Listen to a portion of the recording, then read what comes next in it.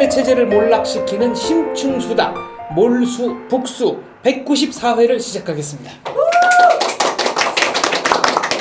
제목에 대한 한자 설명을 드리면은요, 북수는 북한의 수괴, 몰락시키는 수, 한수, 북한의 수괴를 몰락시키는 한수입니다. 지난주 퀴즈 정답부터 발표하겠습니다. 강철환 대표가 주재하는 단체 이름은 무엇일까요? 북한 전략센터였고요. 정답자 두 분, 평택 러디빈 카페에서 만든 수제 볶은 커피 보내드리겠습니다. 네. 오늘의 초대 손님 주선화 기자 외에 안찬일 교수님과 주승현 교수 두 분을 모셨습니다. 네. 반갑습니다. 네. 반갑습니다. 안찬일 교수님은 국립한경대 대학원 교수시고 79년에 탈북을 했고, 네. 우리 주승현 교수는 이따 이제 제가 따로 소개를 하겠지만 2002년에 노크 귀순의 바로 그 당사자죠. 네. 오늘의 주제는 최근에 북한에 몰락이 임박할 것 같은데 이 북한의 몰락을 가속화시키는 방법이 있다면 뭐가 있을까? 글쎄, 처음부터 상당히 어려운 너무 세게 나가는 건가요? 뭐 여러 가지 방법이 있다고 보는데요. 어쨌든 저는 북한의 수명을 지금 한 1년 내지 2년 정도로 생각하고 있습니다. 그러니까 요 1년 2년으로 보는 이유가 있는데 우선 1, 2년 안에 김정은이가 핵이나 SLBM을 다 가지고 그 다음에 이제 그 다음 단계인 경제를 챙기는 중국식 시장 경제로 간다면 북한은 1, 2년 안에 안전하게 갈 수 있습니다. 그러나 그 과정까지 아직 시간이 많이 남았고 그 준비에 대한 유엔의 제재는 가속화될 것이고 그렇기 때문에 북한이 과연 그런 1, 2년의 과정을 잘 넘어서 개혁개방으로 갈지 안 갈지 그래서 그 전에 몰락의 위기는 항상 상존한다. 저는 그렇게 보고 있습니다. 주 교수는 어떻습니까? 네, 저도 대체적으로 우리 안 박사님 의견에 동감하지만 사실은 몰락의 징후가 있느냐 그리고 징표가 무엇이냐를 좀 우리가 그걸 밝힌 다음에 그리고 몰락에 대해서 얘기를 할 필요가 있다고 보고 있고요.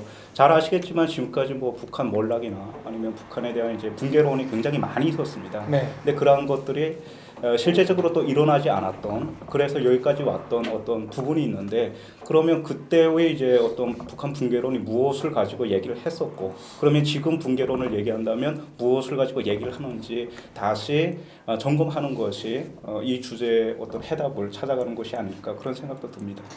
저는 개인적으로 이제 미국이 이제 최근 들어와서 그 북한에 대한 대북 제재를 더 좀 수위 높게 하고 있잖아요. 그러니까 저는 그 몰락을 앞당기는 게 저는 하층 통일 북한 말로.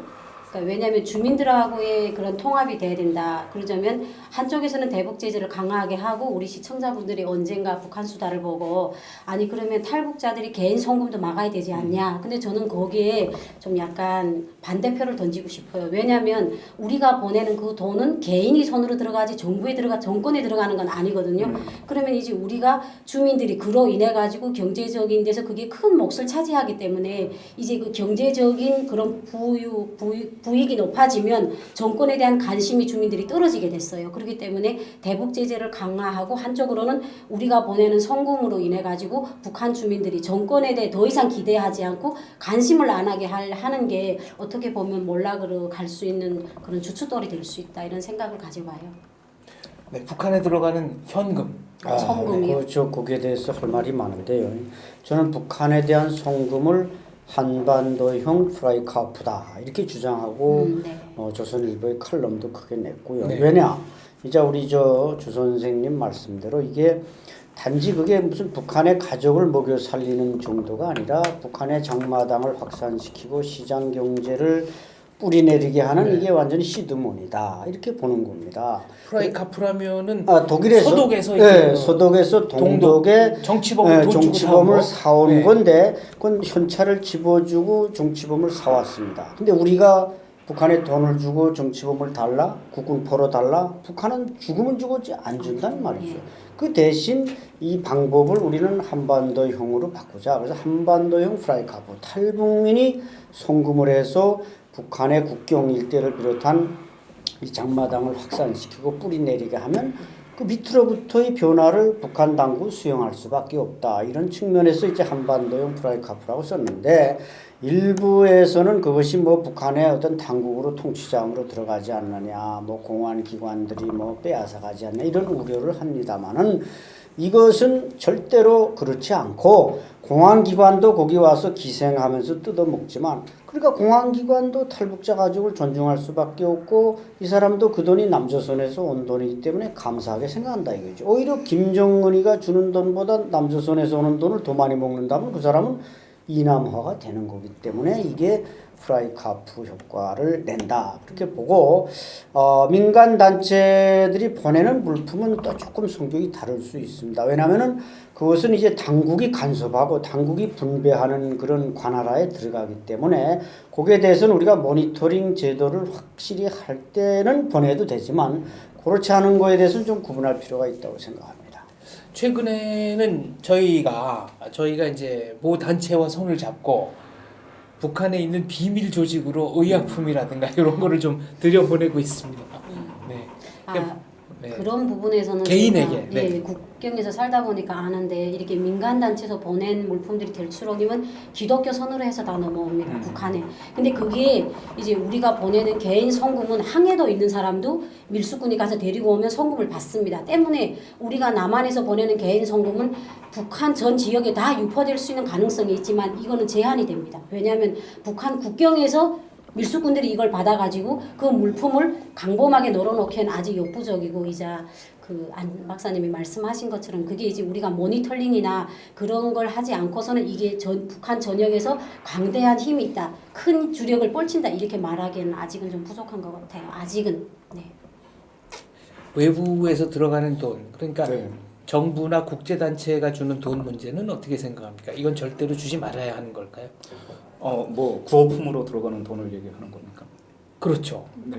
근데 이제 그거에 대해서 굉장히 많은 이제 얘기들이 있습니다. 지원해야 한다는 뭐 어떤 견해도 있고 그러지 말아야 한다는 것도 있는데 사실은 민간으로 가느냐 아니면 정부가 그것을 주도적으로 이제 씀으로써 생색을 내느냐 그런 문제의 접근이 필요한데 제가 봤을 때는 그러니까 지원을 해주는 데서는 선의로 지원하지 않습니까? 근데 그것이 악용된다는 것이 지금까지 많은 이제 그 문제가 됐었는데 그러면 지원하는 데서 본인들이 모니터링을 할 수 있는 그러한 것들을 제의했을 때 일단 선의는 전달된다고 보고 있고요. 거기에 대해서 북한 정부가 거절을 한다면 거기에 대해서는 비판받을 수가 있다고 저는 보고 있습니다. 근데 만약에 두 분이 정확히 지적했지만 개인에게 직접 전달된다 물론도 네. 뭐 분유든 무슨 뭐 의약품이든 이런 건 개인에게 그러니까 당국이 간섭 없이 가는 거는 그것도 뭐 현금 못지않게 당연히 한반도용 프라이카프가 될 수 있고요. 저는 그것은 필요하다. 왜냐하면 지금 북한에도 적지 않게 뭔가 반체제 조직도 생기고 있고 평양의 뭐 김일성종합대학에도 일부 또 이게 대학가 인테리들이 생기는데 국경 일대 무슨 지하교회라든지 뭔가 자꾸 그룹이 생기는 건 분명한 사실입니다. 그게 크지 않고 사이즈가 적어서 그렇지. 그런 사람들한테 뭐 성경을 보낸다든지 무슨 찬송가를 보낸다든지 또 비누나 무슨 의약품이나 여성들의 뭐 가장 좋아한다는 그 생리대나 화장품이나 이런 걸 보내는 건 그 사람들이 이걸 받았을 때 이게 우리 대한민국 상품이다. 우리가 이런 걸 생산하는 나라가 있구나 이런 걸 알려준다는 의미에서는 상당히 그 효과가 크다고 봅니다. 지금 반체제 조직 말씀하셨는데 여기에 대해서는 뭐 들으신 게 있습니까? 반체제 조직은 그런 반체제 조직을 운영했다는 단체들이 있지 않습니까? 네. 중국에서 그것을 운영을 하다가 공안에 이렇게 발각이 돼서 추방됐다 그런 단체들이 있는데 사실은 그것을 확인하기가 굉장히 어려운 부분이 있습니다. 근데 요즘 보면 아마 작년인가 되겠죠. 그 북한 내부에서 간첩으로 이제 잡힌 사람들을 기자회견을 했습니다. 그러면서 이제 이 사람들이 제목 자체가 북한 내 반체제를 이제 운영을 했다는 것을 북한에서 먼저 공개를 했었기 때문에 아마 그런 것들이 가능하지 않을까 그렇게 또 유추해 볼 수는 있다고 봅니다. 북한 내부에서 반체제 조직이 있었다는 건 불가능하고요. 예, 북한은 이게 다 이렇게 도미노처럼 퍼져 있기 때문에 그게 그 보위부가 감시원인 말단까지 끼웠어요. 그렇기 때문에 북한에서 반체제를 보는 제1순위가 그 북한 북중 국경에 있는 기독교예요. 그래가지고 저희가 작년에 기독교 그 집사님을 만났거든요. 네. 근데 같이 일하는 집사님이 갑자기 없어졌대요. 그러니까 북한 보위부가 유인을 해가지고 북한에 데려가 죽인 거예요. 그러니까 너희들이 사람을 처형하거나 행방불명시킴으로써 북한 보위부가 너희들이 자꾸 국경에서 이렇게 까불면 죽음을 면치 못한다 이걸 암시해줬어요. 그러니까 지금 현재 그 길림성이나 장백현 그쪽의 교회들이 지금 많이 조금 두려워하는 눈치더라고요. 네. 그게 반체제 조직이에요. 그러니까 이게 반체제라는 게 전혀 알려지지 않아서 그렇지. 자, 우리 주 교수가 얘기를 했듯이 저게 좀 이렇게 충성심이 강한 계층에 있다 온 사람들은 반체제가 있는지 없는지도 몰라요. 네. 그러나 이미 여기 이 방송국에 나와서 우리 저 강철환 대표도 얘기했듯이 강철환, 안혁 이런 사람들이 이미 20년 전에 탈북하기 전에 반체제 네. 서클을 만들었었습니다. 또 주성화 기자, 김일성 종합대학 나오고 좀 동아일보 기자는 주성화 기자도 모종의 반체제 서클이 있었습니다. 네. 근데 그 규모가 우리 대한민국은 자유국가니까 그거 만들어도 되죠. 거기서는 그 몇 명의 선을 벗어나면 바로 총살이니까 너무나 이 시크릿에 비밀에 가려져 있지. 지금 현재도 북한 내에는 그 반체제가 있다. 단지 그 규모가 작을 뿐이다. 예를 들어서 그 소련의 시비리에 이제 벌목을 하러 갔던 사람에 내가 최근에 증언을 들었는데 이 사람이 90년대 초반에 시베리아에 딱 갔더니 어떤 자기 그 선배가 또 이렇게 머리를 베고 TV에 김일성, 김정일이가 나오는 걸 보면서 이 사람을 곤방 온 사람한테 뭐라는 저 개새끼들 때문에 우리가 이렇게 개고생하고 있어. 그래서 이 사람은 자빠질 뻔했다 이거지. 그러니까 그 사람들은 통제만 벗어나면 그런 반체제 발언도 하고 성향도 있지만 그것이 단지 조직화되고 단결돼서 뭐 행동으로 옮기는 이것만 안 돼 있다는 것이죠. 뭐 동상까 부수는 모임 동까보 얘기도 있고 장성택 사형 판결문을 읽으면 북한의 반체제 그룹들이 이렇게 많은가 역으로 저희가 추적을 한번 해볼 수 있습니다. 북한에서 먼저 얘기를 하는 네, 겁니다. 예. 네. 여기서는 알 수가 없었는데, 네. 그러니까 그러한 이제 정보들이 북한에서 나오니까 거기에 대해서 우리가 이제 보고 있는 거죠. 그러니까 북한 정권에 대해서 조금만이라도 불만이 있거나 이런 거는 북한은 다 반체제 그러지 않으면 최근에는 그 한국 드라마 보는 사람을 적발하면 내부 반역자로 락인 하겠다고 이렇게 공지를 했어요. 9월달에 보상금도 또 포상금도 걸고 그러니까 이제 북한에서 조금만 이상한 말만 해도 그게 반체제고 내부 반역자가 되는 거예요. 그냥 말을 붙이기 탈인 것 같아요. 민간 단체에서 보내는 물품 이제 의약품 중에는 저희가 뭐 두통약, 설사약 이런 게 1, 2순위였고 그다음에 한국 드라마라든가 뉴스 또 베라 TV 영상 같은 정보에 대한 수요도 꽤 많았습니다. 이게 얼마나 파급력이 있을까요? 저는 뭐 우리 대한민국이 북한의 비대칭 전력에서 최고는 핵무기 아니겠습니까? 네. 아마 남한에서 비대칭 전력을 개발한다면 이자 지적하신 드라마, DVD, USB 이것이 우리의 최고의 난 비대칭 전력이라고 생각하거든요. 왜냐하면 그건 수요가 있단 말이죠. 수요가 북한 사람들 저는 한 70%가 머리에 이 한류 문화가 다 지배한다. 문화적인 측면에서는 적어도 그렇게 볼 때 USB니 드라마니 뭐 다 좋아하니까 좋아하는 사람이 있는 곳에 수요가 있는 곳에 공급이 있는 건 당연하기 때문에 난 뭐 저런 걸 보내는 것은 우리가 뭐 어떤 좀 이렇게 그 우리와 견해가 다른 사람들은 저건 뭐 북한을 뭐 비판하면 자극하는 게 아니냐 이런 또 뭐 전쟁하자는 게 아니냐 이런 말하지만 우리는 저걸 가지고 북한 인민을 뭐 속이거나 무슨 기만하자는 게 아니라 그냥 있는 그대로 정보를 전달하는 겁니다. 우리가 2차 대전 당시에도 무슨 미국에서 뭐 이승만 대통령이 VOA, 보이스 오브 아메리카, 미국에서 우리 방송으로 방송한 게 그냥 우리 국민을 계몽하기 위해서 한 겁니다. 그렇죠. 순수하게. 우리도 마찬가지입니다. 대한민국이 뭐 잘 산다는 걸 자랑하고 무슨 교만에 떠는 게 아니라 대한민국은 이렇게 사니까 너네 이걸 알아서 좋으면 선택하고 싫으면 말아라. 이런데 지금 다 좋다는 거 아닙니까? 그러면 좋다면 줘야죠 뭐.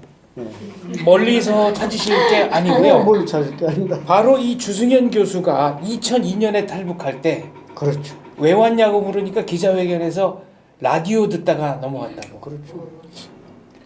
제가 아닙니다. 아, 그건 딴 네, 사람이었나요? 아마 딴 사람일 겁니다. 아니, 제가 왔을 때는 네. 기자회견은 없었습니다. 네, 아마 다른 아, 주 교수도 언젠가 그런 얘기 한 적 있지 않나요? 라디오를 굉장히 열심히 들었다. 아, 그건 본인 맞죠? 네네네. 제가 담당했던 것이 네. 이제 대남 대북방송이었습니다. 네. 네네. 그래서 그 부분에 대해서는 좀 잘 알고 있었죠. 그럼 대남 대북 방송을 하면서 남쪽 방송도 많이 청취를 했습니까? 그래서 제가 그때 그 우리 안 교수님이 먼저 네. 그 비무장지대에서 근무하셨지만 네. 제가 맡았던 업무가 이제 남쪽에서 보내는 방송이 대북 방송 아닙니까? 네. 그 방송을 이제 비무장지대 인근에 있는 이제 군인들과 주민들이 듣게 된단 말이죠. 네. 그래서 그것을 듣지 못하게 하는 방송을 별도로 했어야 했습니다. 그게 이제 제압 방송이라고 했는데, 그러니까 제압을 한다는 겁니다. 그러니까 그걸 제가 담당을 했었죠. 네. 그래서 담당자다 보니까 남쪽에서 오는 뭐 방송, 전단 이런 것을 많이 이제 그 경험할 수 있었던 그런 기회를 가질 수가 있었습니다. 어떤 방송에 제일 마음이 흔들리던가요? 그때 당시 제가 있었던 그 시기는 그 90년대 후반과 2000년 네. 초반이었는데 그때는 지금보다 더 강력한 남북한의 심리전을 전개했을 때입니다. 네. 그래서 컨텐츠가 굉장히 다양했었습니다. 근데 저는 워낙 어린 나이에 이제 군복무를 시작을 했기 때문에 제 수준에 맞는 것이 뭐 가요 프로그램. 걸그룹이요? 아니 당시는 이제 7080이 많이 나오더라고요. 근데 제가 그때 그 7080에 너무 몰입이 돼서 아직 네. 노래방에 가면 7080을 불러서 네. 제 또래 친구들이 저를 안 좋아합니다. 뭐 늙은이냐. 네. 하여튼 그때 버릇을 제가 이상하게 붙였고 네, 콕 집어서 어떤 노래가 어떤 생각나요? 뭐 개똥벌레 이런 거 있지 아, 않습니까? 공감해요. 신용원의 개똥벌레. 네네네. 아무리 옮겨봐도, 네. 네네. 뭐 그런 게 거의 그래서 그런 걸 많이 듣다 보니까 그게 네. 이제 18번이 됐고 그리고 아무래도 좀 이렇게 뉴스나 이제 외부 소식에 좀 민감할 나이가 아닙니까? 네. 근데 그 방송 내용 중에 보면 이제 국제사회 이제 뉴스도 있고 그리고 한국 사회의 어떤 뉴스도 있는데 그러한 것에 대해서는 굉장히 이제 관심을 가지고 듣게 되는 거죠. 비무장지대 군인들, 네. 북한 당국이 정말로 신경질적 반응을 보인 거는 일기예보랍니다. 네. 예, 북한 군인들이 북한 일기예보는 안 믿고, 네. 대한민국 일기예보는 신주단지 모시듯 네. 했으니까. 그렇죠. 실제로 그랬나요? 정확하니까요. 네. 정확하게. 빨래 걷어라 뭐 이런 말이 나올 정도로 대한민국 일기예보 들으면 딱 맞아 들어가고. 네. 왜냐하면 비무장지대 우리 주 교수나 나나 그다 서부전선에 있었는데 그 밤에 이제 나갈 때 비가 밤새 오는지 또 조금만 오는지 또 아침부터 이제 잠을 자면서 그 빨래를 내다 걸어야 되는데 이걸 네. 걸어야 될지 말아야 될지 이걸 판단하는데 북한에서 알려주는 일기예보는 다 틀리고 네. 남쪽 방송권 정확하니까 이제 남쪽 일기예보에 귀를 기울이게 되죠. 그 항해도에서 이제 하나오늘 나온 지 2달 되시는 분이 네. 있는데 저랑 만났어요. 식사하면서 항해도에 있으면서 대북 방송을 국군 방송이라는 걸 들었는데 저녁 11시면 뉴스를 한대요. 근데 그 15분짜리인데 10분 하고 5분 동안은 날씨를 알려준대요. 그리고 자기네는 그 날씨 때문에 그걸 들었대요. 그러다 나니까 들었는데 정말 우리는 조선 중앙 TV는 하나도 안 믿어도 저거는 10중에 9개는 맞더라. 그래서 우리 그 뉴스에 대해서 자기네는 그 뉴스 때문에 돈을 벌었다. 왜냐면 그 날씨를 알아야 자기네가 바다에 나간대요. 네. 바다 날씨까지 다 해주고 양강도 날씨까지 해준대요. 그래서 자기네는 엄청 감사해했고 아 진짜 이게 나라가 경제가 발전하면 하늘의 뜻도 아는구나 이렇게 농담 삼아 그런 말을 했다고. 예, 그래서 저희 엄청 웃었어요. 이제 2달 되신 분을 네. 만났는데 예, 엄청 기다리시더라고요 날씨를. 그러니까 그만큼 신뢰가 가고 맞는다는 거죠. 예. 북한 방송은 안 맞는다고 네. 다 그러니까 허풍이라고. 그 일기 맞추는 기계 자체가 네. 우리나라 게 뭐 한 100억짜리라면 북한은 1억짜리도 아닌 걸 쓰니까 그야말로 기술이 차이고 하늘이 맞춘다는 게 맞는 얘기죠. 네. 최근에는 생계형 탈북보다는 이제 이민형 탈북이 는다는 얘기를 많이 합니다. 그러니까 고위층이 북한에선 더 이상 미래를 도모하기 어렵다고 해서 이제 탈북을 한다는 거죠. 예. 이건 어떻게 봐야 됩니까? 시대가 많이 시대가 많이 변했고 네. 그만큼 이제 탈북자의 어떤 그 특성이나 유형들이 이제 변하고 있다 이렇게 볼 수가 있습니다. 잘 아시겠지만 우리 그 안 박사님이나 저 같은 경우는 이제 정치형 탈북자입니다. 네. 네, 그러니까 체제 경쟁 이전에 왔거나 아니면 휴전선을 통해서 왔으면 네. 그거는 이제 정치형 탈북자, 그러니까 기순자라고 규정을 했는데 언제부턴가 이제 경제형 탈북자들이 생겼죠. 그러니까 90년에 이제 고난의 행군, 그리고 북한의 경제가 어려워지면서 그때 배고픔, 그것 때문에 오신 분들이 이제 경제형 탈북자고 그리고 나중에 많이 또 변했습니다. 그 먼저 온 사람이 다른 사람을 데리고 오는 유학형도 있었고 네. 그리고 이제 공부하고 싶어서 온 뭐 이민형도 있고 요즘은 이제 목적형도 있고 이렇게 많이 변했는데 가장 큰 변화는 아무래도 정말 어렵게 왔던 그러니까 경제형 탈북자들보다는 지금은 어떤 뚜렷한 목적을 가지고 오는 사람들이 많다. 여기에 대해서 우리는 좀 주목을 해야 하고 그래서 이 사람들이 와서 한국에서 정착하는 것 그리고 이 사람들이 정착과 함께 어떤 이제 통일에 기여할 수 있는 그러한 것에 대해서도 지금부터라도 잘 이제 분석할 필요가 있다 그렇게 보고 있는 거죠. 안창일 박사님이 탈북한 게 1979년입니다. 예. 그때는 탈북자들이 몇 명 안 될 때죠. 예, 1년에 그저 한두 명 왔습니다. 네. 그때는 배려도 많았다고 들었어요. 그래서 배려도 많고 좋으시겠어요. 혜택이 큰데 그 요즘 오신 분들 네. 앞에서 뭐 우리 주 박사도 좀 많이 받지 않았는가? 저는 교수님 저는 2000년 이후에 와서 네. 거의 못 받았나? 이런 얘기를 하면 좀 그렇지만 거지 취급하더라고요. 아참 그래서 미안해서 그 얘기 잘 안 합니다. 제가 괜히 그때는 많이 말했거든요. 많이 줬는데 네. 그때는 진짜 뭐 김만철 일가 뭐 몇 분 안 됐어요. 집이란 막 진짜 아파트도 무료로 줬고 그렇습니까? 임대를 안 보상금도 주고 작은 뭐 금바지까지도 주고 혜택이 많아서 참 감사하게 늘 생각하고 있는데 요즘 오신 분들한테는 항상 미안하게 생각하고 있고 근데 이제 우리 주 교수께서 탈북의 유형을 잘 구분해 줬지만 이게 그 우리가 넘어올 때 이제 탈북자를 크게 나누면 이제 유출형이냐 유인형이냐. 그러니까 네. 남한에서 유인 여인이 있어서 이제 북한에서 따라온 사람이냐, 아니면 그쪽 자체로 그냥 떠나지 않으면 안 되냐. 근데 아까 우리 이 제목이 뭐라 그랬죠? 우리 프로그램 제목이 몰수북수. 몰수북수. 북한의 수괴를 몰락시키는 한수. 근데 최근에 이 유출 요인이 더 증대하고 있는데 이게 몰수북수, 이게 북한이 몰락하고 있다는 증거죠. 뭐 태영호 공사라든지 또 뭐 보위부 전무 국장급이라든지 뭐 외교관, 무역일군, 보위일군, 그래서 뭐 김정은이 정말 튀다 보위부까지 튀느냐 이런 말까지 했는데 이건 상당히 엘리트의 와해 현상으로서 어쨌든 북한 정권이 뭔가 몰락하고 있다. 그런 징후로 나는 볼 수밖에 없다는 거죠. 그러니까 저희가 2012년도에 그 왔잖아요. 탈북을 했는데 그때가 벌써 이미 목적형 탈북이었던 것 같아요. 저희는 아줌마니까 아무것도 모르고 덤덤해 왔는데 이민국 감호소에 가니까 한 300명 정도 있는데 20대 아가씨들은 다 엉치를 하늘에 올리고 공부를 하는 거예요. 그러니까 거긴 책상이 없으니까. 그래서 저희는 자식들을 둬두고 왔으니까 스트레스가 쌓여서 이러는데 그 애들은 미국 놈 말을 막 하는 거예요. 아 죄송합니다. 미국 말을 막 영어 공부. 예, 영어가 저희는 영어라기보다 미국 말을 했거든. 잉글리시 뭐 그래 야 너는 미국 말 해가지고 뭐 하라고 하니까 한국에 가면 대학에 다닌대요. 그래서 아니 너는 시집가지 않고 아니 무슨 소리 하느냐고 대한민국에 가면 35살까지는 공짜로 배워준다 이러는 거예요. 그러니까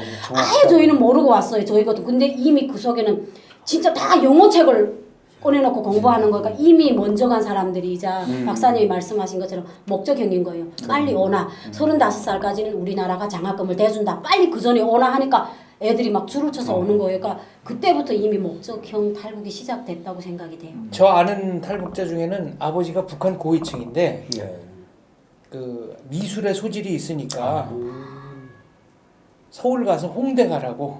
네. 홍대를 알고 있군요. 그렇죠. 예. 그 자기는 아버지한테 홍대 듣고 그래요? 아버지가 탈북 주선해줘서. 네. 그러니까 이번에 홍콩에 온 이정열 군도 아버지가 수학 교사인데 네, 수학 영재. 남조선으로 가라 그래서 그냥 왔는데 아주 잘 왔죠. 네. 그러니까 아까 우리 좀 오래된 그 탈북자 얘기를 해서 그때 보상을 많이 줬다고 했는데 그분들이 다 성공했는가? 그렇지는 않다는 거예요. 네. 돈은 많이 받았지만 아. 다 이렇게 실패한 사람이 오히려 더 많고 우리 주 교수처럼 이렇게 와서 열심히 공부한 사람은 교수까지 됐고 네. 그렇기 때문에 첫 출발이 돈을 많이 가지고 출발하는 사람과 공부로서 출발하는 사람. 그러니까 저는 대한민국이 우리 대통령께서도 네. 자유의 터전으로 오라 이렇게 선언해서 지금 한반도에 큰 지각 변동을 일으키고 있는데 와서 이 대한민국에 와서 아까 35세 저는 다 대학에 갈 수 있는 무료로 공부할 수 있는 기회를 줍니다. 이거보다 더 큰 혜택은 없다 그렇게 생각합니다. 여담입니다만은 주승현 교수가 박사학위를 딸 때 네. 논문 심사위원이 굉장히 훌륭한 분이었다고. 네. 안무라는 분이. 제가 참 네.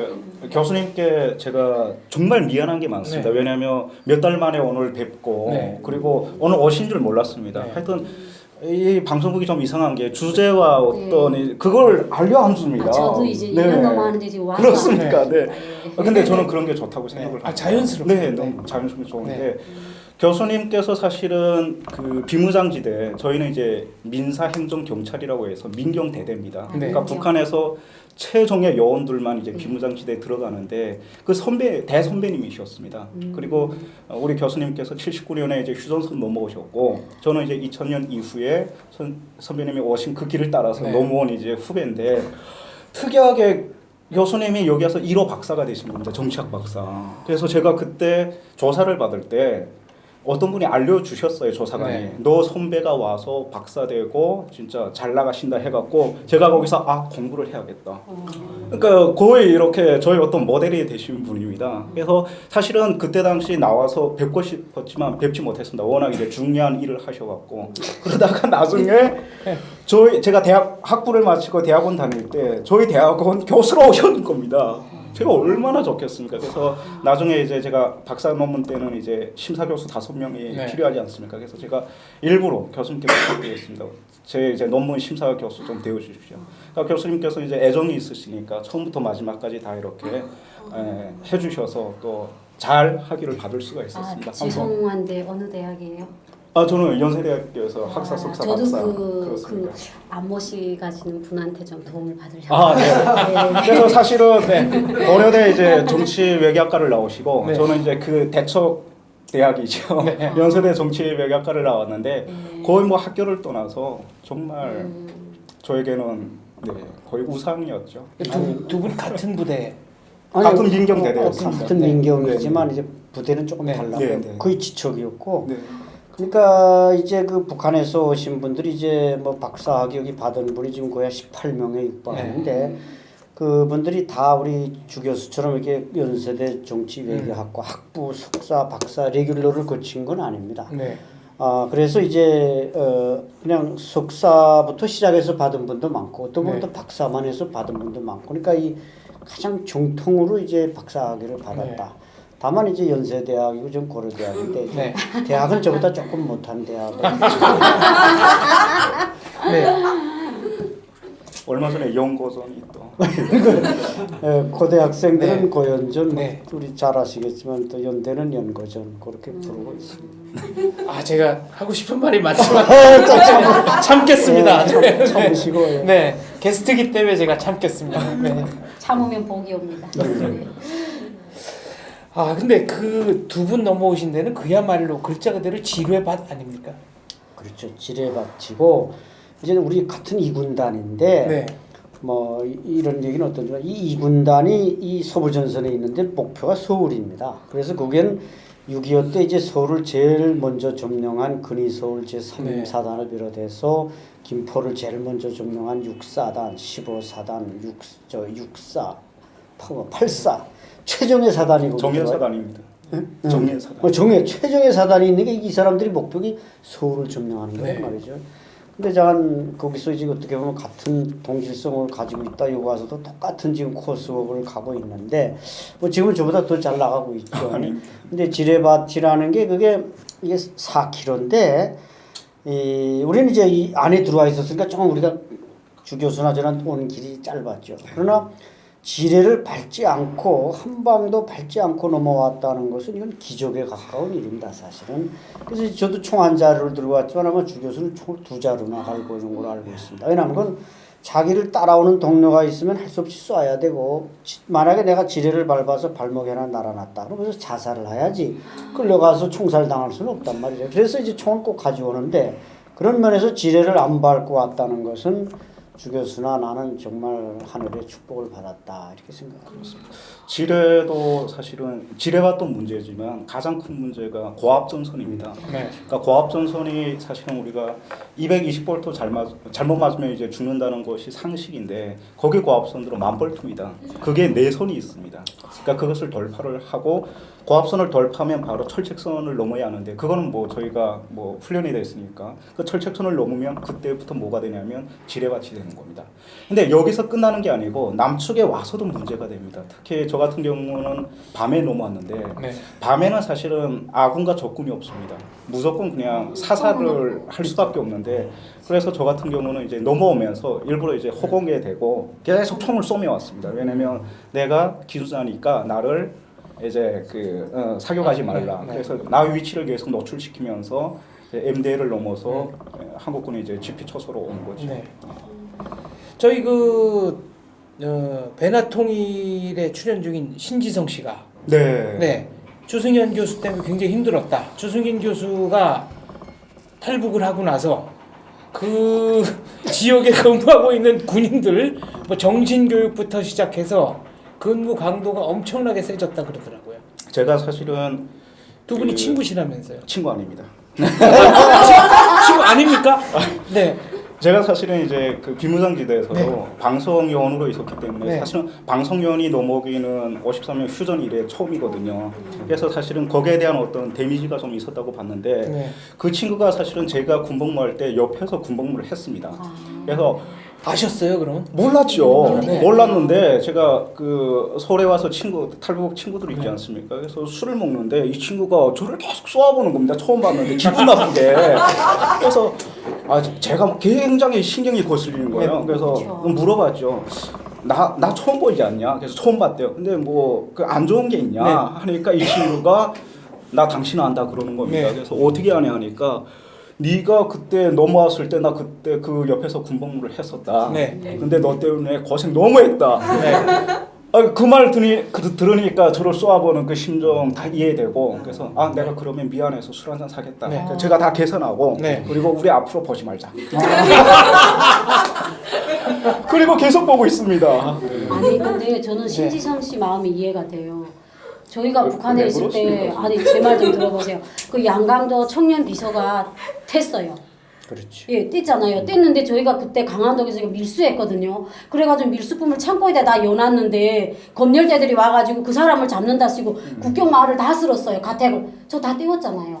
그래서 그 사람을 보지는 못했는데 내가 언젠가 이 사람을 받으면 내가 받으리라. 내가 횟수당한 걸. 근데 여기에 왔는데 그분을 만나려고 제가 수소문 했어요. 그걸 받으려고요. 거기 그때 저희 밑돈이었거든요. 근데 만날 수 없는 데 있다고. 그렇죠. 아예 뭐 꿈도 꾸지 말라 하는데 저는 지금도 증오하고 있습니다. 예, 그래서 제가 신지성 씨를 이해하는 거예요. 그렇습니다. 예. 아니 근데 그렇게 이제 넘어와서 그 주변에 이제 고생하는 것도 있지만 또 약간 덕을 보는 것도 있거든요. 그게 뭐냐면은 저는 넘어올 때 이제 그 김일성 주석에게 편지를 써놓고 왔습니다. 근데 네. 그게 이제 저희 결정적인 실수였는데 그러니까 내가 왜 남조선으로 갈 수밖에 없는가 네. 이걸 썼는데 그게 이제 오. 정치범으로 된 겁니다. 네. 그렇죠, 당연히. 그걸 안 썼더라면 나는 그냥 평범한 군인이고 노동당원이었으니까 뭐 정치범까지 안 되는데 그걸 썼는데 가족에게는 대단히 미안하고 그것 때문에 이제 우리 가족이 여독수용소에 끌려가서 다 4명이 다 죽었고 근데 그 부대원들한테는 대단히 고마워하는 게 내가 거기다가 이제 그 비무장지대니 최전선 군인들이 대우가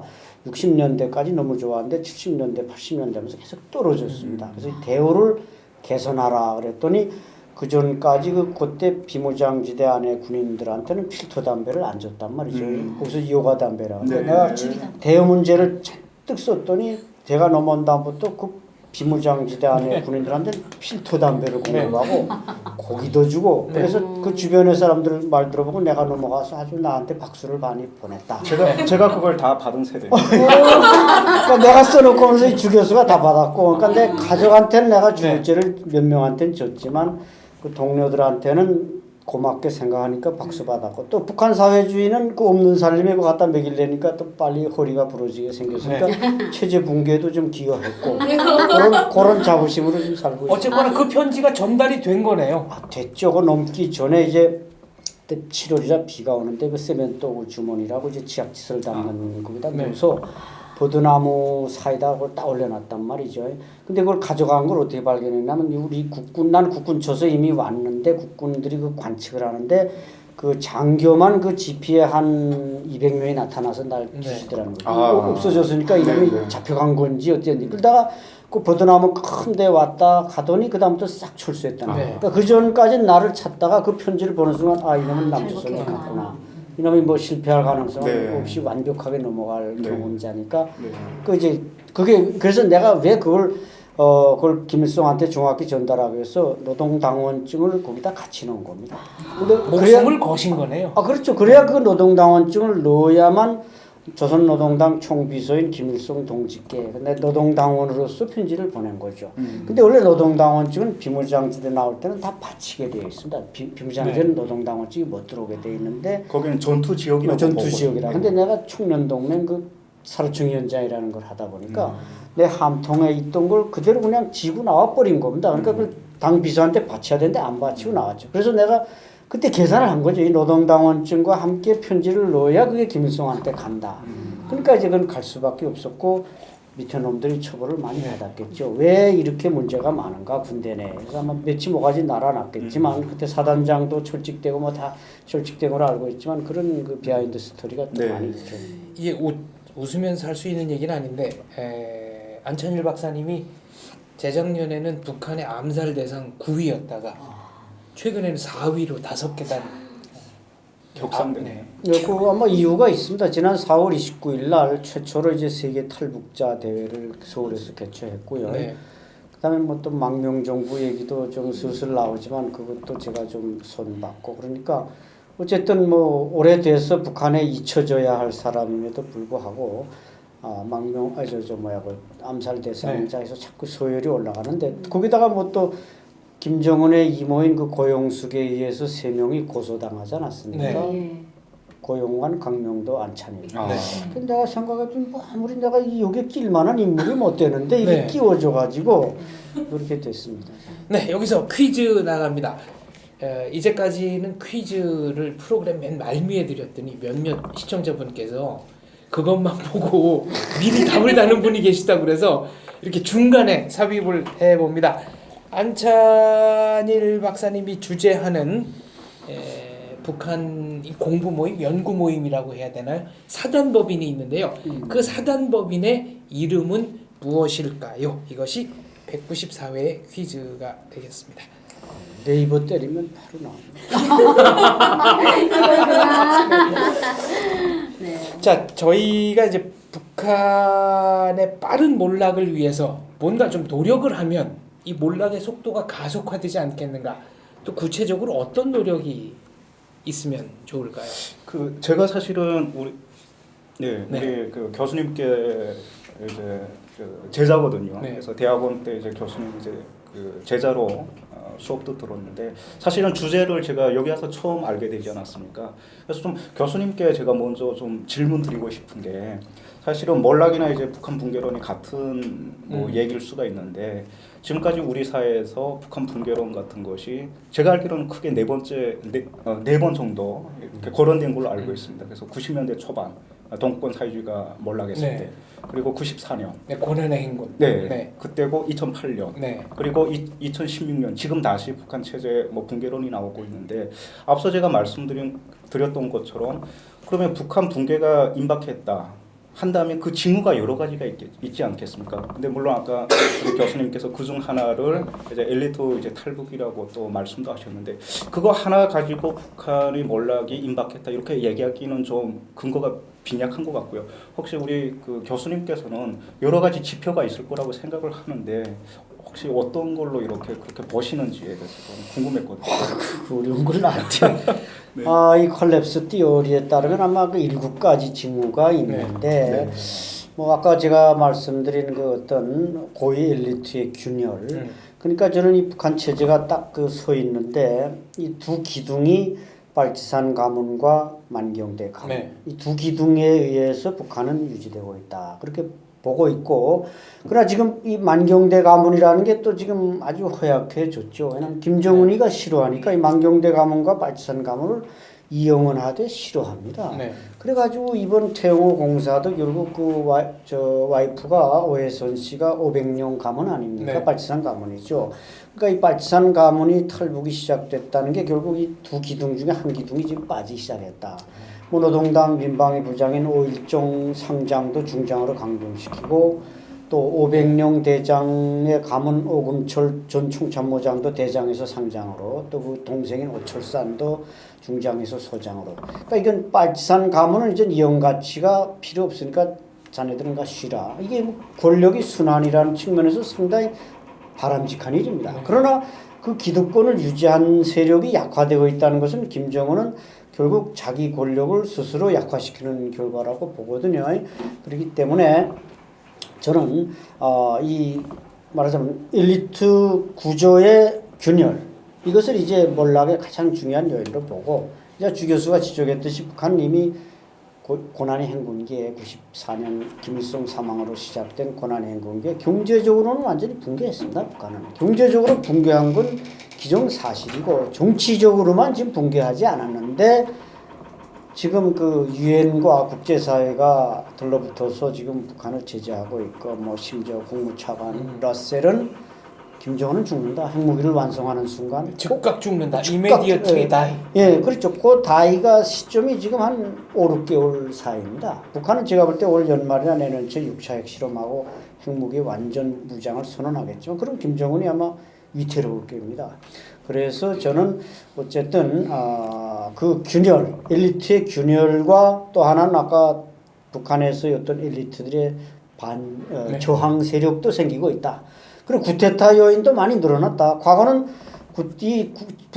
북한군의 지휘구조가 지휘계통, 정치지원제도, 보위부 이 삼선 보고가 정확히 올라갔는데 지금은 이 셋이 밀당을 하고 있는 상황입니다. 그렇기 때문에 병력을 움직일 수 있는 요인도 조금씩은 증가하는 데서부터 희망을 가지고 있고 물론 그것이 노라되기에는 아직 멀지만 또 군이 굶주리고 있단 말이죠. 과거는 군이 항상 특수한 대우를 받아왔습니다. 그러나 지금 군이 소외되고 있고 굶주리고 있기 때문에 이것도 쿠데타의 요인이 될 수 있다. 이런 측면에서는 상당히 균열이 심화되고 있다는 이런 요인 하나만으로도 저는 붕괴론, 몰락 이것이 거의 1인원 안에 이루어질 수도 있다. 이렇게 희망적으로 보는 겁니다. 그럼 저희가 이제 뭐를 하면 그 속도를 좀 더 빠르게 가져갈 수 있는? 그러니까 그것은 우리는 물리적인 방법은 거의 쓰지 않아도 됩니다. 네. 북한처럼 막 핵무기를 만들고 SLB를 만들고 그럴 필요가 없습니다.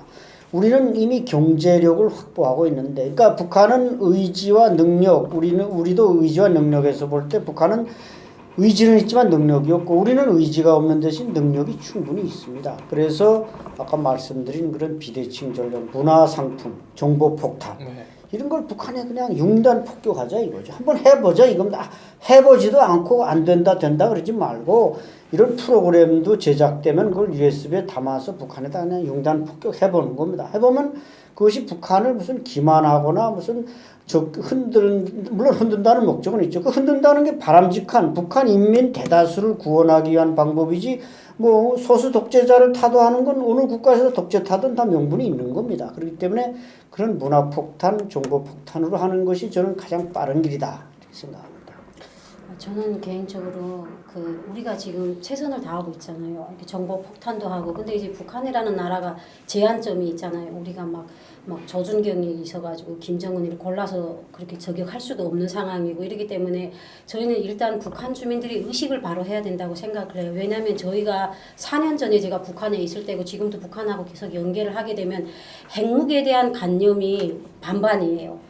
이게 우리인데 해롭다? 그러지 않으면 이게 우리의 자강력이다? 이렇게 생각하는 사람들이 반반으로 갈려요. 그렇기 때문에 선전 대북이라나 우리가 라디오나 모든 일체 USB에 넘겨보내는 그런 선전물에서 북한의 핵무기가 북한 주민들의 세상에서 최고인 줄만 알아요. 그러니까 그런 인식을 똑바로 해준다는 게 당신이 소유하고 있는 무기는 핵무기일 뿐이다. 그 핵무기를 보유하고 있는 나라가 세상에도 많다. 그러니까 북한의 핵무기에 대한 그런 걸 낮춰야 돼요. 근데 북한 주민들은 북한 핵무기가 땅 터지면 지구는 없다 이렇게 생각을 하거든요. 그러니까 북한 정권이 잘못된 그런 선전에 의해서 그러니까 우선 그거에 대한 그런 주민들의 인식을 바로하고 둘째로는 김일성이부터 김정일, 김정은이까지 잘못된 그 사람들이 가계고 몽땅 다 속였잖아요.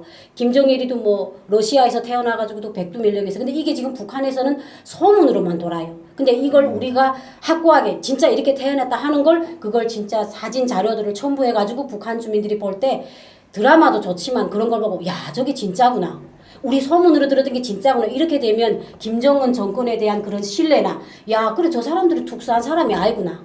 우리가 신으로 믿었대는데 태양으로 믿었는데 그냥 우리랑 같은 평백성이네 이렇게 생각을 하면 주민들이 정신 상태가 자기 올바른 대로 착진이 될 수 있기 때문에 저는 그런 USB를 보낼 때 선차적으로 이런 문제들을 강조해가지고 보내면 10장을 보내도 한 장을 보내도 그런 효과를 낼 수 있다. 그러니까 이런 걸 조금 좀 첨부하고 싶어요. 김정은이 후지산 줄기다 이런 얘기를 북한에 하는 게 효과가 있을까요? 어머니 쪽이 일본 쪽이다. 네, 그렇죠. 그런 부분은 아마 북한 주민들이 절대 알 수가 없었던 부분이죠. 그래서 그런 부분은 아마 외부 정보로 들어간다면 거기에 대한 북한 주민들이 어떤 고민 같은 것이 알면 좀 흔들릴까요? 당연하죠. 네. 흔들릴지는 잘 모르겠지만 네. 아마 거기에 대한 어떤 영향은 분명히 있을 것 같습니다. 네. 그때 가방 잠깐 그 뭐 하나 보여드릴게요. 이제 후지산 줄기 네. 말씀해서 그런데 네. 그 뒤에 조그만 거 네. 아 이거 무슨 자료가 네, 하나 있습니다. 네, 자료를 제가 그럼 받아서 이렇게 전달을 했습니다. 네. 무슨 비밀 자료가 나오는 것 같습니다. 네. 요게 이제 이거 바로 북한에 뿌려지는 삐랍니다. 네. 그대로인데 아 샘플. 네. 샘플입니다. 근데 여기 1달러가 들어 있고요. 네. 이건 이제 근데 다 들어 있는 건 아니고 1달러가 들어 있는 삐라가 있고 그러니까 한 뭉태기 주면 1달러가 들어 있는 게 뭐 10개가 있을 수도 있고. 네. 근데 요거 북한에서는 요걸 1달러면 북한 돈으로 한 8,300원, 8,300원이니까 한 달 월급보다 많습니다. 쌀 9kg 사요. 근데 이제 후지산 줄기 말씀하셨는데 요게 이제 최근 년간에 개발된 새로운 패러다임의 네. 대북 삐랍니다. 요게 풍선을 통해 날아가는 건데 여기 이제 김정은의 어머니가 네. 고영이가 후지산 줄기다. 네. 그런 내용으로 돼 있는 이게 이제 모략 심리전 패러다임을 이용한 거라 네. 딱 북한에서 만든 책과 똑같이 만들었기 때문에 활자도 딱 북한. 네, 활자도 해서 유일사상 책이 한 네. 입에 10대 10대 원칙 원칙 그 비슷한 책이 거죠. 있어요. 그래서 저도 많이 이제 봤어요. 읽어보다가 들켜서 보이분이 와도 당신 뭘 봐? 그러면 이상한 게 있어 보고 있습니다. 해도 잡아는 못 가게 네. 되어 있는 건데 책인 줄 알고. 그러니까 이게 임팩트가 이제 후지산 줄기 말씀하셨던 임팩트가 얼마나 세냐면은 요게 2014년 8월 15일부터 북한에 뿌려지기 시작했고 네. 그래서 그때 10월 10일 날 요게 날아갈 때 북한의 이군단장 우리 이게 상사죠. 그 사람이 여기를 향해서 고사기관총을 쏘았습니다. 이 삐라를 향해서. 그리고 그 전에는 황병서, 최용해, 네. 김양권 3인방이 인천에 김정은 전용기를 타고 내려왔죠. 네, 인천 아시안 네. 게임 할 때. 네. 그때 왜 내려왔는지 아직 모르는 분들이 많은데 이것 때문에 내려왔습니다. 그래서 우리 김관진 실장을 만나가지고 그때 그 사람들이 인천으로 다 나가지 않았습니까? 네. 6.1제 통일부 장관에 싹 다 나갔는데 그때 뭐 박근혜, 김정은만 빼놓고 수뇌부가 다 모였다고 할 정도로 남북한의 수뇌부가 마주 앉았는데 가장 비밀스러운 건 요거 좀 제발 뿌리지 말아달라. 아 이게 그만큼 타격이. 요거만 안 뿌리면 뭐 당신네 회담하자면 회담하겠고 하겠다. 근데 우리 정부에서 대답은 그렇게 했습니다. 뭐 점심은 장어로 사주고 이게 다 구체적으로 했는데 문제는 이게 탈북 민간 단체가 뿌리니까 우리 정부가 막을 수가 없는 겁니다. 네. 그 아직도 뿌리고 있습니다. 예. 뒤쪽에는 북한 돈도 좀 들어 있는 건가요? 요거는 제가 이제 우리 학생들에게 가르칠 때 요거 네. 북한 돈 5,000원이고 네. 요게 아까 8,300원이라고 네. 했죠. 그러니까 북한에서 5,000원이면 한 대대장이나 월급입니다. 교장 선생님 월급입니다. 근데 1달러가 들어 있으니 이게 교장 선생님 월급보다 많은 돈이 이 안에 들어 있으니까 이 황해도 사람들은 네. 올 말쯤 되면 야 우리 월급 타러 가자. 그런데 그게 어디로 가냐면 산으로 올라간다. 사서 이거 하나 주면 한 달 월급이 되는 겁니다. 근데 간혹 여기에는 1달러만 들어있는 게 아니라 5달러도 들어있고 심한 경우 10달러도 들어있습니다. 근데 좀 뿌리는 사람들이 좀 떼먹는지 뭐 주로 1달러만 들어간다고 하는데 한 10달러짜리 하나 주면 이게 어떻게 됩니까? 한 2년분의 월급을 한꺼번에 주는 그런 것 같아요. 이 삐라 말씀하셨는데 제가 옛날에 혼자서 생각했던 아이디어가 있습니다. 그 삐라 풍선에 달아서 보내면 북한에서 이제 고사포로 쏜다고 그러셨잖아요. 그 풍선에 김일성, 김정은 김정일 얼굴을 인쇄하는 거죠. 돈 좀 들여서. 북한이 고사포 쏘면 예, 예. 쏴서 너덜너덜해진 거를 이 북한의 고사포로 너덜너덜해진 뭐 그 자체로 우리가 또 선전을 하면 되고. 그것도 굿 아이디어입니다. 네. 그 아이디어. 그러니까 굿 아이디어고 이제 그런 걸 자꾸 도입을 해야 됩니다. 네. 제 아이디어가 또 하나 있는 게 뭐냐면 이제 삐라나 뭐 이런 데다가 뭐 김정은을 도와자 이런 좀 말은 안 써도 됩니다. 김정은을 도와주자 그렇게 네. 써야 된단 말이에요. 왜냐하면 그래야지 인민들이 보고 그 내용도 적어야죠. 왜냐하면 김정은이 인민들이 배가 고파서 잠을 못 주무신다는데 우리가 좀 도와드리려고 네. 합니다 하면서 이제 거기다 뭐 스타킹도 보내고 생리대도 보내면 북한 주민들이 얼마나 좋아하겠냐 이거죠. 그런 방법까지 이제 말씀하신 네. 그 쏘지 못하게 하는 방법. 그다음에 뭐 김정은 타도하자는 말 굳이 쓰지 말고 도와주자 이런 말로 써서 이제 이런 걸 보내면 그 사람들이 생각이 바뀌면 멘탈리티가 바뀌면 그 사람들이 생각이 바뀌면 그 체제에 순응할 수가 없는 거죠. 그러니까 이런 책에 김정은이 후지산 줄기다라는 얘기를 자세하게 쓰고 아주 자세하게 썼어요. 네. 그다음에 이제 맨 마지막에는 네. 이런 얘기들이 자꾸 국내외에서 나오고 이 얘기가 사실이면은 틀림이 없지만 그러나 이게 인민 생활과 무슨 상관이 있다는 말이냐. 네. 이렇게 한 줄만 딱 넣어도 그렇죠. 네, 북한 주민이 나는 이 마지막 한 줄 때문에 이 책을 봤다. 그렇죠. 바로 예. 그런 게 심리전의 아주 다양한 방법들. 그러게요. 그 밖에는 또 어떤 노력이 있을까요? 아주 구체적으로. 우리 저 네. 젊은 신세대에 맞는 뭔가 또 패러다임이 있었겠네요. 뭐 지금까지 북한 체제 어떤 변화를 견인하는 것은 외부 정보 유입이다. 이것은 많은 사람들이 이제 공감하는 것 같고요. 네. 근데 여기서 좀 우리가 다시 짚고 넘어가야 할 것이 우리가 냉전 시대도 보냈고 지금은 분단 시대 아닙니까? 그래서 끊임없이 남북한은 심리전을 해왔었습니다. 그리고 심리전의 다양한 방법들이 개발이 됐었는데 그것이 지금까지 안 했다는 것이 아니고 계속해서 해왔었고 그리고 시간이 지날수록 강화되었는데 어느 정도 그러면 북한 주민들에게 영향을 미쳤냐를 다시 점검을 해야 한다는 네. 겁니다. 그리고 그러면 콘텐츠에 문제가 없는지 그리고 지금까지 지속해온 심리전의 방법에는 문제가 없는지 다시 짚어봐야 하고 제가 얼마 전에 듣기로는 그 북한 주민들이 이제 한류나 남한의 어떤 정보를 보면 이런 얘기를 하면서 본다는 겁니다. 보면서 저거는 뭐 드라마에서 이제 뭐 화려한 장면이 나오면 저거는 우리를 겨냥해서 일부러 만든 거다. 이런 식으로 또 얘기하는 사람들이 있다는 겁니다. 그러니까 그 사람들이 그것을 사실로 받아들이는 것이 아니고 보긴 보되 저거는 좀 호구일 것이다. 그렇게 미리 얘기한다는 것은 그만큼 북한 주민들이 아직까지 외부 정보에 대한 어떤 신뢰도가 강하지 않다. 그렇게 볼 수가 있는 겁니다. 그래서 직접 체험 못하는 그렇죠. 그래서 그런 부분들을 어떻게 극복하고 접근할 것인지도 좀 다양하게 고민을 해야 한다. 그렇게 생각하는 겁니다. 한 가지 조금 좀 서민적인 아이디어를 넣자면 우리가 북한에 있을 때 항상 식용유가 모자랐잖아요. 그래서 이렇게 중국을 통해서 미국 기름이 넘어왔어요. 근데 미국 기름은 꼭 통에다가 미국 깃발을 그렸어요. 근데 북한이라는 나라가 수도가 잘 나오지 않으니까 그 식용유를 다 먹고는 그 통을 비누로 싹 까셔가지고 물바게트를 이용해요. 그러니까 우리가 딱 들고 다닐 때 보면 영락없는 미국 깃발인 거예요. 아, 내가 맨날 국어교과서에 미국 놈 타도하라더니 내가 미국 신세를 지내. 그러니까 이렇게 약간 그 부차적인 여덕을 받았어요. 예, 간접적인. 그러니까 이제 우리나라에서 이제 이렇게 뭐 그 일반 단체들이 북한에다 지원 물자를 보낼 때 박스나 그렇지 않으면 이런 그런 비닐 그런 용기에다가 이렇게 뭐 대한민국 약간 국기는 아니지만 약간 대한민국이라는 그런 글자를 약간 이렇게 돌아가지고 하게 되면 우리 주민들이 그 바게트를 들고 다니면서도 북한에는 약간 우리 여성들이 그런 게 있어요. 야, 이 바게트 질이 좋다면 야, 펜페 보지 마. 뭐 강 건너 옮기다 아래 동네기다 이렇게 말할 때는 이게 올라가요. 그러니까 이제 드라마를 봤을 때는 아 그래 뭐 한국 다 저렇게 살게 다 우리로 보라고 저러겠지 이렇지만 실제로 바게트를 들어보면 질이 좋거든요. 야 그래도 아래 동네기다 이게 약간 간접적으로 영향을 많이 줄 거거든요. 그러니까 그런 용기나 이런 포장지에서도 우리 대한민국에서 조금 신경을 써가지고 이걸 재활용할 때 북한 주민들이 갖게 되는 대한민국의 우월성 이런 걸 좀 첨부해 주셨으면 좋겠어요. 알겠습니다. 지금 드라마 얘기하셨는데 이렇게 탈북자들이 직접 출연해서 만드는 영상 얼마나 파급력이 있을까요?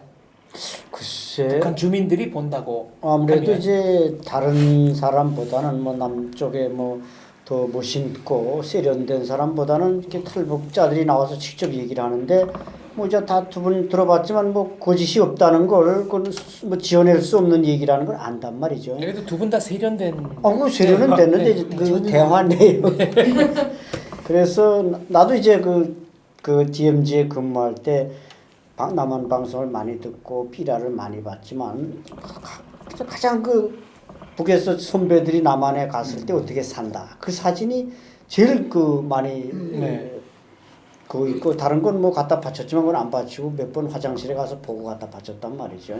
그만큼 이제 다 이심전심이라고 그래서 탈북자들이 될수록 대북 심리전 뭐 지금 대북 인권법 뭐 그러니까 탈북자가 여기 남한에 와서 잘 됐다. 우리 주 교수처럼 공부를 해서 이렇게 참 십몇 년 만에 교수가 됐다. 이런 사실이 북한에게 주는 효과가 최고로 큰 겁니다. 그러니까 대통령께서도 뭐 군인들, 인민들 다 자유의 터전을 오라. 근데 사실 먼저 온 사람을 한 명을 잘해주면 10명, 20명이 옵니다. 근데 지금 우리 한국에서는 좀 우리로서는 유감스러운 일이지만 그렇게 성공한 사람들한테 뭐 권력을 배분한다든지 물론 그렇다고 뭐 장차관을 달라는 것도 아니고 뭐 금배지를 달라는 것도 아니고 올해 또 금배지도 또 빼들었습니다. 하나 있던 거 겨우 하나 있던 것도 빼들었는데 그걸 좀 더 많이 주면 자연히 그것이 북한의 몰락 그 문화 융성 문화 폭탄 못지않게 먼저 온 탈북자들을 먼저 온 통일이라고 말하지 않습니까? 먼저 온 통일을 잘 이렇게 대우를 해주면 북한에서도 다 눈이 이쪽으로 쏠리지. 김정은이한테 뭐 아무리 충성해봤자 그 핏줄기끼리 계속 해먹는데 그 자리가 안 나는 거 아닙니까? 북한이라는 체제. 그러나 우리 대한민국은 자유국가이면서도 특히 통일이라는 전제가 있기 때문에 먼저 온 통일을 탈북자들은 말로만 먼저 온 통일이라 그러지 말고 좀 이렇게 대우를 조금 더 잘해주는 게 난 또 북한 몰락의 하나의 중요한 변수라고 생각합니다. 안찬일 교수께서는 그러면은 고 이웅평 중령 넘어올 때는 이웅평 대위였습니다. 대위였죠. 죽을 때는 사망할 때는 저 대령이었어요. 대령, 이웅평 대령. 그럼 이웅평 대령 얘기를 직접 북한에서 알고 그보다 내가 몇 년 더 선배고 그래서 그 친구하고 나이가 이제 내가 똑같고 근데 여기 와서는 그 친구가 훨씬 높은 거 아닙니까? 나는 바닥이고 그래서 이제 그 친구가 이웅평 대위는 비행기를 몰고 오셨으니까 높은. 당연하죠. 그래서 둘이 이제 테니스도 치고 뭐 늘 그래서 이제 또 근데 그 친구 학교에서는 나보다 한참 후배고 내가 고려대 종회과 다니니까 지금 중앙대 종회과로 편입하고 석사하고 근데 안박사 너처럼 죽기 전에 박사한다 그러다 박사도 못하고 죽었습니다. 2002년에 간암으로 돌아가셨어요. 아까운 친구. 이웅평 대령도 79년 83년 83년인가요? 83년이군요. 2월 25일 날 넘어왔습니다. 책도 있습니다. 기술을 나무로 돌려라라고. 그렇습니다. 아주 그 훌륭하고 체력도 좋고 정말 머리도 좋고 그랬는데 왜 그것도 간암에 걸려가지고 그걸 또 간 이식 수술했는데 그 웬만한 사람들은 간 이식 수술하면 또 좀 오래 사는데 이 친구는 그게 이게 잘 그 조인이 안 돼가지고 일찍 죽어서 모두 다 안타까워하죠. 알겠습니다. 안찬일 교수님이 하신 이 삐라 이거는 정기적으로 날리는 겁니까? 아니면 비용이 생기면 생기는 대로 모았다가 날리는 겁니까? 아무래도 비용이 없기 때문에 우리나라에서는 이게 절대 여기에 돈 주면 이게 야당에 발목 잡힐까봐 누구도 돈을 안 주기 때문에 대체로 다 미국 돈을 갖다가 쓰기 때문에 비정기적으로 날린다 이렇게 보면 됩니다. 그러니까 돈이 모아지는 대로. 돈이 모아지는 대로 보냅니다. 1회 발송 비용 얼마나 드는지 구체적으로 좀 알려주세요. 한 보따리 날리는데 13만 원이 듭니다. 13만 원. 그러니까 한 보따리 한 번에 날릴 때 그 뭐 수소도 있고 트럭 끌고 가야 총 비용으로. 그렇죠. 그래서 최소 비용이 작은 한 번 날리는데 200만 원은 있어야 됩니다. 그리고 또 가서 이거 날르는 사람 인건비도 줘야죠. 그렇죠. 그러다 보니까 뭐 바람 잘 부는 날도 택해야 되지만 이게 인건비 뭐해서 200, 300이 들다 보니까 대체로 이 삐라 뿌리는 사람들이 지금 이민복 단장, 뭐 박상학 대표 이런 사람들이 그 외에도 많이 날린 분이 있고 심지어 탈북민 중에는 이 지하철 그 차량이 이제 뛰다가 들어오면 그 차량을 다 닦아야 되는 아주 그 3D 직장이 있습니다. 여기 직장의 월급은 한 달에 한 150밖에 안 되는데 그걸 하시면서도 나는 북한의 자유와 해방을 위해서 삐라를 부리겠다. 그래가지고 삐라 부리는 분들이 있습니다. 네. 그런 분들 생각은 우리가 참 머리를 두고 다닐 수가 없죠. 알겠습니다. 어느덧 맞춰야 할 시간이 됐는데요. 삐라 뿌리는 분들 얘기를 들어보니까 아무 때나 뿌릴 수 있는 게 아니고 그 근처에서 대기를 하고 있다가 바람이 알맞게 부는 때 가야 되기 때문에 네. 이게 준비 기간이 그러니까 모든 준비를 끝내놓고도 거기서 며칠씩 대기를 해야 한다고 합니다. 이 삐라가 북한 전역을 새카맣게 뒤덮는 그날까지 안찬일 교수님을 저희는 열심히 응원하겠습니다. 감사합니다. 감사합니다.